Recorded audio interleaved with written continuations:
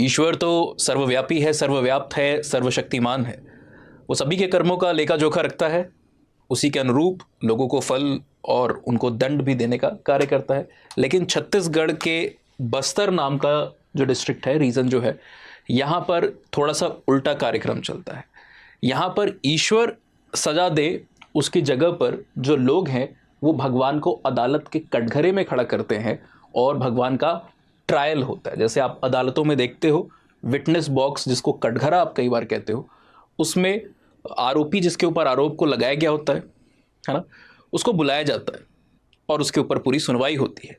Litigants होते हैं, किसी की कंप्लेंट होती है, लॉयर्स होते हैं और वहाँ पर एक जज बैठा होता है। उसी तरीके का पूरा माहौल यहाँ पर बनता है और इसीलिए हमने ये टाइटल इस वीडियो को दिया है, भगवान हाजिर हो। नमस्कार, मेरा नाम उत्कर्ष सिंह। स्टडी IQ के इस वीडियो में आप सभी का स्वागत है। Coming back to the topic जिसकी हम बात कर रहे थे, तो ये कहाँ पर ये कार्यक्रम हो रहा है जहाँ पर भगवान के ऊपर ही केस चलाया जा रहा है, उनको ही दंड देने का काम किया जा रहा है। और ये सिर्फ हम मजाक में नहीं कह रहे, है ना। मजाक कोई भगवान के साथ क्या करेगा। असल में लोग दंड देने का काम करते हैं, ईश्वर को सजा दी जाती है, मृत्युदंड तक का प्रावधान है। ठीक है, तो पहले समझ लेते हैं कहां पर। बस्तर की बात है। बस्तर का रीजन अगर आप देखोगे, 70% से ज्यादा जो आबादी है वो ट्राइबल्स है, यानी कि आदिवासी की पॉपुलेशन है। कौन सी जनजातियां यहां पर रहती, कौन सी ट्राइब्स है? बहुत सारी ट्राइब्स हैं, लेकिन प्राइमरली जिनका आपने नाम सुना होगा, गोंड्स की जनजाति, जो मारिया की जनजाति है, ये आपको देखने को मिलेगी यहाँ पर। ये ट्राइबल्स मौजूद हैं। नाउ गोंड्स भारत के अंदर में जो 3 सबसे बड़ी ट्राइब्स हैं, बड़ी से हमारा मतलब है पॉपुलेशन वाइज, उनमें से एक है संथल, भील्स और गोंड्स। ये 3 सबसे अधिक पॉपुलस ट्राइब है भारत के अंदर में, और इनमें से एक ट्राइब इस रीजन के अंदर में यहाँ पर रहती है।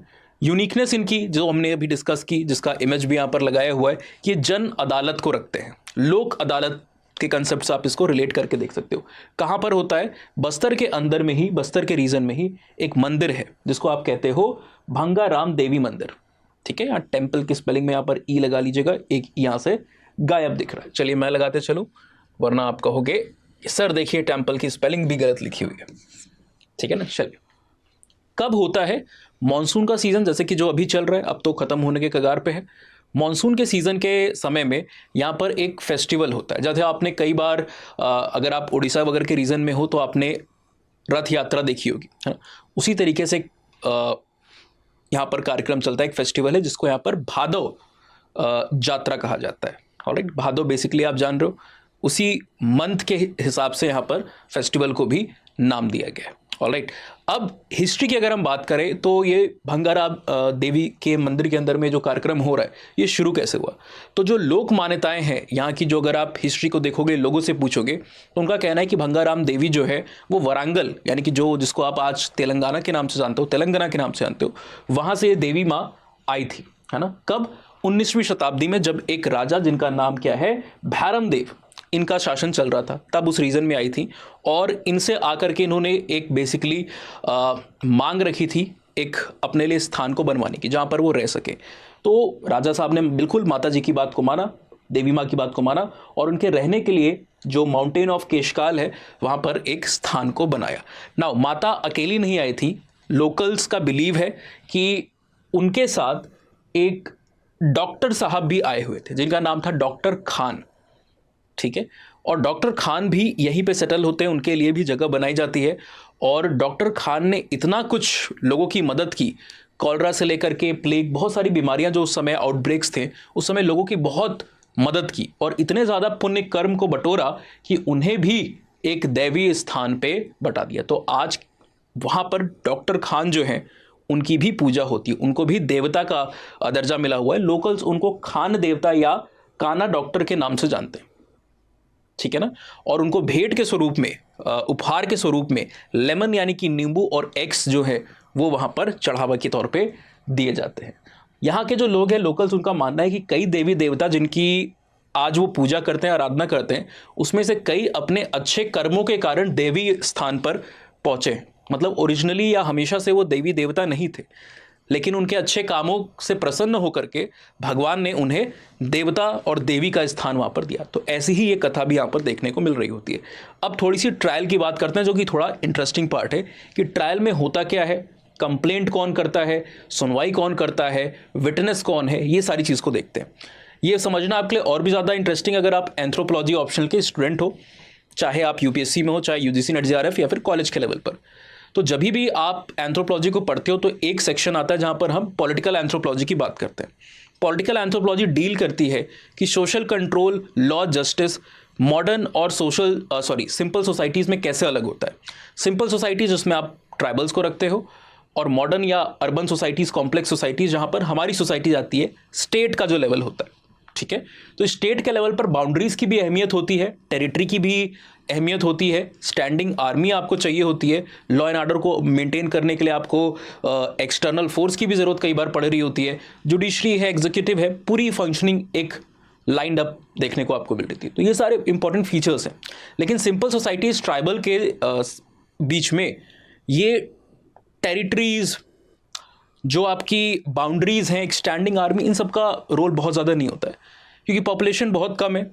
इकोनॉमिक सब्सिस्टेंस जो पैटर्न होता है, यानी कि खाना पीना कैसे वो करेंगे, अपना गुजारा करेंगे, वो भी बहुत ही छोटी मोटी चीज़ें होती हैं। Hunting, gathering, agriculture, pastoralism, herding, इस तरीके की चीज़ें जो है वो करते हैं, है ना। तो उन्हें बहुत ही कॉम्प्लेक्स मैकेनिज्म जो कि स्टेट के लेवल पे चाहिए होता है, उसकी ज़रूरत नहीं रहती है। खास बात यह है कि ऐसी सिंपल सोसाइटीज़ में जो लॉ है, जो जस्टिस है, वो यूजुअली ओरल ट्रेडिशन का पार्ट होता है। ओरल और रिटन में अंतर क्या होता है? जैसे हमारे बीच में आईपीसी, सीआरपीसी, कई तरीके की संहिताएं होती, कई तरीके के रिटन डॉक्यूमेंट्स होते हैं, है ना। कॉन्स्टिट्यूशन है आपके पास, अब तो फॉर एग्जांपल आपको देखने को मिल रहा है जो नए कई सारे विधान ऐड होते जा रहे हैं, ठीक है। सो कई प्रकार के हमारे पास रिटन सोर्सेज हैं लॉ के लिए, सोशल कंट्रोल के। वहां पर सारी चीजें मौखिक रूप से संचालित होती, रिटन नहीं है कुछ भी, ऑलराइट। और ज्यादातर जो लोग हैं वो रिलीजन, पब्लिक ओपिनियन कि लोग क्या कहेंगे, और किसी एक स्टैंडर्ड आइडियल को देख करके, जैसे हमारे बीच में आप भगवान राम को देखोगे, लोग कहेंगे कि भगवान राम को देखिए, जैसे भगवान राम है वैसे आप बनिए। या क्रिश्चियनिटी में कोई कहेगा कि आपको किसी XYZ के टाइप का आपको बनना है, या फिर इस्लाम में आपको कोई कहेगा कि प्रॉफिट मोहम्मद साहब से आप सीख लो और उनके पद के ऊपर चलो। तो एक आइडियल, एक स्टैंडर्ड नमूना जो जिसको आप कहते हो, आप जिसको देख के सोसाइटी ये कह सकती है कि आप इसकी तरह बिहेव करो या इनकी तरह बिहेव करो, तो वो आपको हर रिलीजन में देखने को मिलेंगे। तो ट्राइबल्स के बीच में भी ये जो आइडियल है या जो पब्लिक का ओपिनियन है कि लोग क्या कहेंगे, ये एक सोशल कंट्रोल के मैकेनिज्म के तौर पे काम करता है। वो लोगों का मार्ग प्रदर्शित करता है कि उन्हें क्या करना है, क्या नहीं करना। इतना भय होता है कि लोग क्या सोचेंगे कि कई बार लोग गलत काम ही नहीं करते, क्योंकि कई बार बहिष्कृत कर दिया जाता है गांव से, समाज से आपको निकाला दे दिया जाता है ना। सो ये सारी चीज़ें सिंपल सोसाइटीज़ के लेवल पर क्या करती हैं, सोशल कंट्रोल को रखने का काम करती है। और जो ट्रायल्स है ना, और जो दंड देने की प्रणाली है, वो भी बहुत यूनिक होती है। जैसे आप अदालत के अंदर में, कई बार आप मूवीज़ के अंदर में देखते हो, टीवी शो के अंदर में देखते हो कि गीता से लेकर के, बाइबल से लेकर के कुरान पे शपथ जो है दिलाई जाती है, जिसके ऊपर भी आरोप लग रहा होता है। या फिर जो भी कटघरे में आता है विटनेस बॉक्स के अंदर, उसे कहा जाता है कि कसम खाओ, ईश्वर की कसम खाओ, गीता की, या फिर जो भी रिलीजियस स्क्रिप्चर है, कि जो बोलोगे आप सच बोलोगे। तो वैसे ही कई बार ये जो सिंपल सोसाइटीज़ है, ट्राइबल्स हैं, इनके बीच में जो देवी देवता है या इनके जो भी आराध्य हैं, कई बार कुछ जानवर भी होते हैं जो इनके लिए बहुत सीक्रेट है, कई बार कुछ पेड़ पौधे भी होते हैं। तो कहा जाता है कि उसकी शपथ आपको लेनी है और अपने जो भी गुनाह किया है या नहीं किया है उसके बारे में आपको डिस्क्रिप्शन देना है, बयान देना है, ठीक है। कभी कभी ट्रायल्स भी होते हैं, ट्रायल्स यानी कि परीक्षा, जैसे माता सीता की हुई थी अग्नि परीक्षा, उस तरीके से ट्रायल्स भी देने पड़ते हैं। और बहुत ही कई बार जालिम जो ट्रायल्स है ना, उसको वहाँ पर देखा गया है। SC रॉय साहब नाम के एक स्कॉलर है, उन्होंने ऐसे कई सारी कस्टमरी प्रैक्टिसेस को अपने वर्क के अंदर में डॉक्यूमेंट किया है, खासकर सेंट्रल और सेंट्रल ईस्टर्न इंडिया के अंदर में जो ट्राइब्स पाई जाती हैं।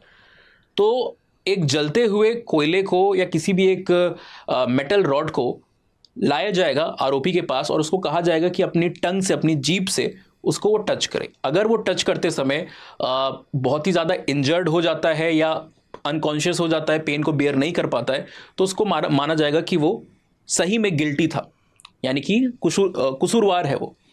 और अगर उसको कुछ नहीं होता है, यानी कि वो विथस्टैंड कर लेता है इस तरीके की परीक्षा को, ट्रायल को, ऐसी एक बता रहा हूँ, ऐसी कई सारी परीक्षाएं होती, इसका मतलब कि आरोपी जिसके ऊपर आरोप लगाए गए हैं वो निर्दोष है, उसकी कोई भी गलती नहीं थी। तो यहाँ पर देखते हैं कि यहाँ पर ट्रायल क्या होता है।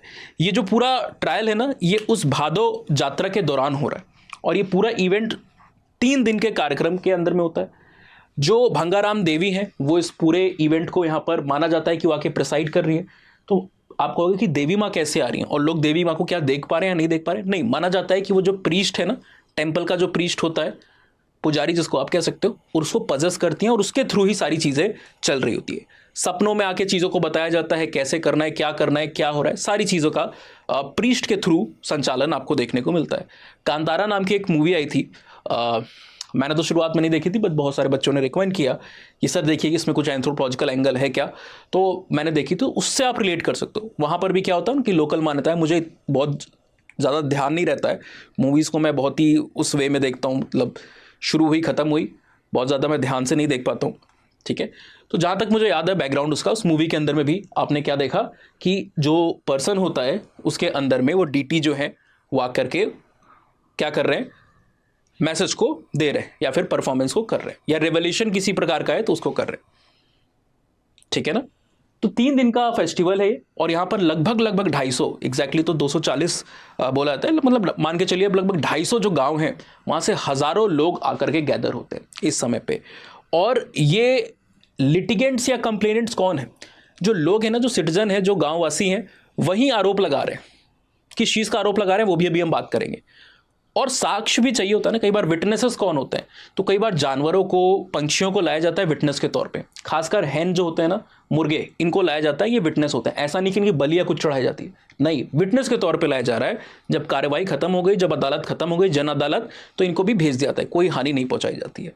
नाउ बहुत ज़्यादा आप देखोगे जो फ्रीक्वेंसी है कंप्लेंट्स की, वो इस बात की होती है कि लोगों की प्रार्थना जो है, जो भगवान का काम है, ईश्वर का काम है सुनना, वो भगवान ने नहीं सुनी। तो वही चीज़ लिखी हुई है कि gods who turned a deaf ear, मतलब जिन्होंने सुनी नहीं उनकी चीज़ें, उनकी पुकारें, लोगों की जो भी उन्होंने रिक्वेस्ट की, उनके प्रति ये कार्रवाई यहाँ पर आपको देखने को मिल रही होती है। तो जो चीज़ अभी मैंने आपको बताया था, माना जाता है कि जो भंगाराम देवी है वो यहाँ पर क्या कर रही है, प्रीस्ट को क्या कर रही है, पजेस कर रही है in order to enable her to deliver the sentences, न्याय देने के लिए। नाउ एक और चीज़ आप देखोगे कि विमेन जो है ना, यहाँ पर इसको भी आप एंथ्रोपोलॉजी के कंसेप्ट से रिलेट कर सकते हो। मोस्टली सोसाइटी हमें को देखने को मिलती है कि आज के समय में पेट्रीलिनियल, पेट्रीआर्कल है, पर पुराने ज़माने में ऐसा नहीं था। Classical evolutionist, most of them believed, apart from handful couple of scholars, most of them believed कि हमारी सोसाइटी शुरुआत में मेट्रीलिनियल हुआ करती थी, मतलब मातृवंशीय थी।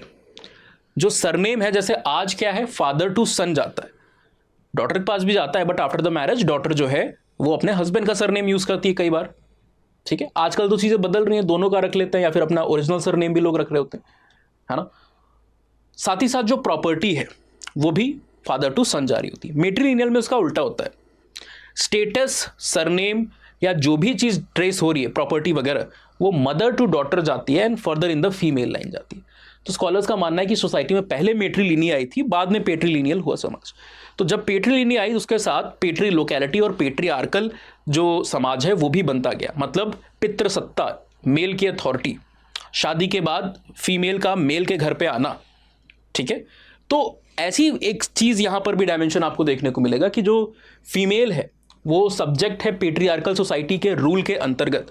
She is not allowed to take part in that festival और इन दैट जात्रा। अब पार्ट लेना तो छोड़िए, जो प्रसाद होता है ना, उसको भी माना जाता है कि वो वहाँ पर नहीं ले सकती। जो इस प्रोसेशन का ये जो पूरा सिस्टम, जन अदालत चल रही है, जो देवी माँ का प्रसाद है वो भी वो ग्रहण नहीं कर सकती है। मान्यता है कि विमेन जो है, जो औरत है, नारी है, वो क्या करेगी, पूरे के पूरे एटमॉस्फेयर को स्पॉइल कर देगी अगर उसकी प्रेजेंस होती है, उसका अगर पार्टिसिपेशन होता है।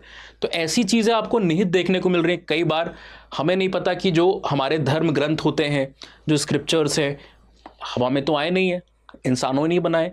क्या कोई ऐसा भी धर्म ग्रंथ है जिसको इंसान ने नहीं बनाया हो? सारे धर्म ग्रंथ को अब लोगों की मान्यता होती है कि नहीं, ये तो भगवान का मैसेज है, भगवान ने बनाए। पर एंथ्रोपोलॉजिस्ट जो इस चीज़ को पढ़ते हैं, या फिर जो भी रिलीजियस साइंटिस्ट होते हैं, वो जब इन चीज़ों को पढ़ रहे होते हैं तो वो इस चीज़ को एक्नॉलेज करते हैं, वो इस न्यूट्रल नज़रिए से देखते हैं। तो चाहे आपका क्रिश्चियनिटी में कोई ग्रंथ हो, इस्लाम में कोई ग्रंथ हो, चाहे आप हिंदुज़म के अंदर में बात करो, सनातन धर्म के अंदर बात करो, तो वेद से लेकर शास्त्र किसी ने बनाए हैं, आपके हमारे जैसे, है ना। फॉर एग्जाम्पल हो सकता है आप में से कोई वीडियो को देख रहा है, आप एक ग्रंथ को अगर लिखो और इतनी बेहतर तरीके से लिखो, उसकी मार्केटिंग उतनी बढ़िया तरीके से करो, आप 5,000 साल बाद हो सकता है कि आप एक धर्म की स्थापना कर दो जिसको अरबों लोग मान रहे हो, और आप हो सकता है खुद ही एक भगवान बन जाओ। ऐसे ही तो देवी देवता भगवान बनते हैं, इंसानों ही ने तो बनाए। तो सामान्य इंसान मानता है कि देवी देवता भगवानों ने हमको बनाया हुआ है। जब आप शिक्षित होते हो तो आपको पता चलता है कि नहीं, आपने भगवान को बनाया हुआ, यानी कि आपके बिना भगवान का अस्तित्व नहीं हो सकता, है ना। सोचिएगा कभी। तो यहां पर भी वही देखने को मिला, जैसे हमारे भी ना कई सारे लिटरेचर में आप देखोगे कॉन्ट्रडिक्शन है। अलग अलग जगहों से मैन्यूस्क्रिप्ट्स आपको मिली है, कंपाइलेशन कई बार आपने किया। अब एक ही ग्रंथ के एक हिस्से में आपको देखने को मिलेगा कि नारी के स्थान के बारे में कुछ अच्छी चीज लिखी हुई है, दूसरे स्थान पे आप जाओगे तो वहां पर कुछ खराब चीज लिखी हुई है। ऑलराइट, फॉर एग्जाम्पल मानव धर्मशास्त्र या मनुस्मृति को आप देखते हो, एक जगह पर बोलेगा यत्र नार्यस्तु पूजन्ते रमन्ते तत्र देवता। जहां नारी की पूजा होती है, आराधना होती है, वहां पर देवताओं का वास होता है। आगे आप जाओगे वहां पर यह भी लिखा है कि नारी कभी भी स्वतंत्र नहीं होती, कभी भी स्वाधीन नहीं होती, पराधीन होती। जब तक उसका हस्बैंड है, पति है, उसके ऊपर, और उसके बाद जो बच्चा है, तो वो कभी भी स्वतंत्रता, इंडिपेंडेंट नहीं होती। आज हम बात करते हैं सोसाइटी में फीमेल अपने राइट्स को असर्ट करती है, जॉब कर रही है, इंडिपेंडेंट वुमेन, लेकिन टेक्स्ट के अंदर वो लिखा है ना। तो कॉन्ट्रडिक्शन है, एक तरफ अच्छी बात लिखी है, दूसरी। तो यहां पर भी सोसाइटी के अंदर ये जो सिस्टम है उसके अंदर में ये डुअलिटी आपको देखने को मिल रही है। एक तरफ तो देवी माँ की आराधना कर रहे हैं और दूसरी तरफ स्त्रियों को ही भाग लेने से बंद रखा है। भाग लेना ठीक है, चलिए समझ में आता है कि कोई कस्टम रिचुअल होगा, अलग अलग जगहों पे ऐसा ही है। मंदिर में सबरीमाला के समय भी आपने देखा था। लेकिन क्या है कि उनकी प्रेजेंस, ये जो लास्ट में लाइन लिख गई ना, ये थोड़ी सी अमर्यादित वाली हो गई कि उनकी प्रेजेंस जो है वो एटमॉस्फेयर को स्पॉइल कर देगी, खराब कर देगी। पार्टिसिपेशन ना होना ठीक है, आपका कस्टम हो सकता है। ये क्या बात हुई कि वुमेन का जो प्रेजेंस है वो चीज़ों को दूषित कर देगा, है ना। संकीर्ण सोच हुई, नैरो माइंडेडनेस। नाउ लास्टली हम बात कर लेते हैं कि कंप्लेंट क्या होती है और पनिशमेंट क्या मिलती है। ज़्यादातर कंप्लेंट, जैसा कि हमने बताया कि ईश्वर ने हमारी पुकारों को नहीं सुना, हम जो कह रहे थे उसको नहीं सुना, ये कंप्लेंट थी, ज़्यादातर केसेस में होती है। बट अपार्ट फ्रॉम दैट, अगर किसी की तबीयत खराब है तो माना जाता है कि ईश्वर की करनी है, भगवान ने किया, बीमार कर दिया। फिजिकल इलनेस, या फिर अगर फसल आपकी बर्बाद हो गई, कोई कल्टीवेशन का हार्वेस्ट था वो आपका फेल हो गया, है ना, बैड हार्वेस्ट, तो इन सब का दोषी ईश्वर को वहां पर माना जाता है कि ईश्वर, इंसान के पास तो इतनी क्षमता है नहीं। जो कुछ है प्रकृति में हो रहा है, चल अचल दुनिया जो कुछ भी चल रहा है, सकल ब्रह्मांड की हर एक चीज के पीछे ईश्वरीय माया है। हम क्या, हम तो पुतले हैं, वी आर पपेट्स, हमारी डोर तो किसी और के हाथ में। तो हमारे साथ कुछ अच्छा हो रहा है तो वो भी भगवान का, जिसके लिए हम थैंकफुल होंगे, और हमारे साथ कुछ बुरा हो रहा है वो भी भगवान का। तो इसलिए उनके ऊपर यहां पर आरोप लगाए जा रहे हैं। अब पनिशमेंट क्या होती है, देखिए पनिशमेंट, आप भगवान तो मैनिफेस्टेड है नहीं, भगवान तो सामने आए नहीं हुए, और माना जा रहा है कि प्रीस्ट के अंदर में देवी माँ पजेस होकर के सारे न्याय को यहाँ पर दे रही है। तो आप भगवान को सजा कैसे दोगे? जो ईश्वर की आइडल है, जो मूर्तियां हैं, स्टैचूज जो है, उनको लगभग 6 महीने के लिए आप बैन कर देते हो। बताइए, भगवान को ही बैन कर दिया। दुनिया भर की बात, इंटरनेट बैन, ये बैन, वो बैन, ईश्वर को ही बैन कर दिया। यहां तक हम लोग पहुंच गए। तो भगवान को बैन कर रहे हो आप। कभी कभी ये जो बैन है ये जीवन पर्यंत हो सकता है, वैसे तो 6 महीने तक का होता है, कभी कभी पूरे जीवन भर का हो सकता है। लेकिन एक, जैसे आप यहां पर भी ना अपील करते हो, अगर आप फैसले से संतुष्ट नहीं हो, हाई कोर्ट में अपील करोगे, वैसा भी सिस्टम है, तो अपील भी किया जा सकती है। और कई बार क्या होता है कि अगर वापस आपके साथ चीजें अच्छी होने लगी तो माना जाएगा कि भगवान देखो आपके साथ अच्छा कर रहे हैं, आपने दंड दिया, भगवान अच्छा करने लगे, आपसे डर गए भगवान, तो आप वापस लेकर के भी आ सकते हो इन आइडल्स को। कई बार मृत्यु दंड भी, कई बहुत बुरी चीज हुई या कुछ ऐसा हुआ तो उन केसेस में मृत्यु दंड भी दिया जाता है कि भगवान को हम डेथ पेनल्टी दे रहे हैं। अब वो डेथ पेनल्टी कैसे आप दोगे? जो मूर्ति है या जो भी चीजें हैं उनको आप तोड़ फोड़ दोगे, डिस्ट्रॉय कर दोगे, इस तरीके से डेथ पेनल्टी वहां पर होती है।